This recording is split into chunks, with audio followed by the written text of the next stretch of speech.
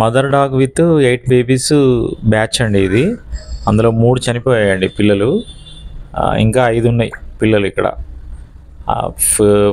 Milk, food, water అన్నీ పెడుతుంటామండి ఇక్కడ. బ్రతుకుతున్నాయండి పాపం. వాటి లైఫ్ ఎందుకు పుట్టిస్తున్నాడో దేవుడికే తెలియాలండి. ఫుడ్ దొరకదు, షెల్టర్ ఉండదు, నీడ లేదు, ఆకలితో పస్తులు ఉండి చనిపోవడానికి పెద్దగా తిరుగుతూ ఉంటాయండి రోడ్ల మీద. మనుషులకేమో వాటి ఫీలింగ్స్ బాధ అర్థం కాదండి.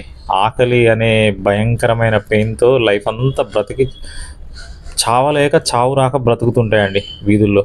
ఎవరైనా కొంచెం యానిమల్ లవర్స్ దయచేసి అన్నం పెట్టినా వాళ్ళు ఎన్నో వ్యయ ప్రయాసాల కూర్చంటే ఏదో ఖర్చు అవుతుందనో అదనో కాదండి, మిగతా మనుషుల పెట్టే టార్చర్ ఇబ్బందితోని వాళ్ళు పెట్టరు, పెట్టే వాళ్ళను పెట్టనివ్వరండి.